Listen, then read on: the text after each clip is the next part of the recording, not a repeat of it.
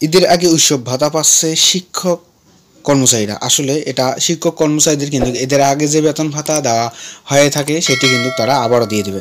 দৈনিক শিক্ষাক্রম একটা গণমাধ্যম থেকে নেওয়া। আসলে এটি প্রকাশ হয়েছে 23 মার্চ 2025-এ। এখনও পর্যন্ত যারা উৎসব ভাতা পায়নি দ্রুত সময়ের ভিতর ব্যাংকে পৌঁছে দেবে, এমনটা জানিয়েছে মন্ত্রণালয় থেকে। না টেনে সম্পূর্ণ ভিডিওটি দেখার অনুরোধ রইল গাইস। এমপিভুক্ত শিক্ষক কলেজের শিক্ষক কর্মচারীদের 2025 খ্রিস্টাব্দ ঈদ উল ফিতর উপলক্ষে উৎসব ভাতার প্রস্তাব শিক্ষা মন্ত্রণালয় থেকে অনুমোদন দেওয়া হয়েছে।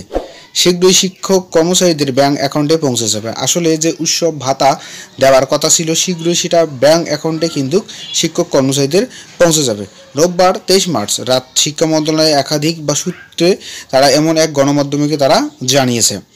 সূত্রে জানায় মোট 3,63,525 জন শিক্ষক কর্মচারীর উৎসব ভাতা প্রস্তাব মন্ত্রণালয় অনুমোদন দিয়েছে। এর মধ্যে স্কুল 2,79,500 জন এবং কলেজে 40,025 জন শিক্ষক কর্মচারী রয়েছে। তাদেরকে কিন্তু এই উৎসব ভাতা দেবে। আসলে ঈদ উল ফিতর উপলক্ষে যে ভাতাটি দেওয়ার কথা ছিল শীঘ্রই সেটি ব্যাংকে পৌঁছে যাবে, এমনটা জানিয়েছে।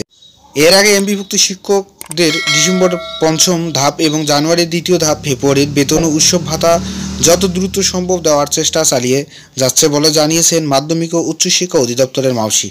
গত সপ্তাহে শিক্ষকদের এমপিও ছাড়ের প্রস্তাব মন্ত্রণালয়ে পাঠানো হয়।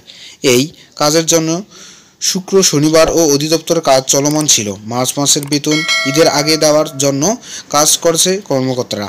আসলে যারা পঞ্চম ধাপ এবং দ্বিতীয় ধাপে যে শিক্ষক কর্মচারীরা এখনও বেতন ভাতা পায়নি কিন্তু ঈদের আগে তাদের এই বেতন ভাতা দেওয়ার নির্দেশনা জানিয়েছে এবং কর্মকর্তারা কিন্তু সেটি জানিয়েছে।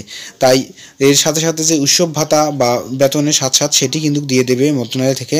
তাই যদি ভিডিওটি ভালো লাগে অবশ্যই লাইক কমেন্ট শেয়ার করবেন। সবাইকে ধন্যবাদ।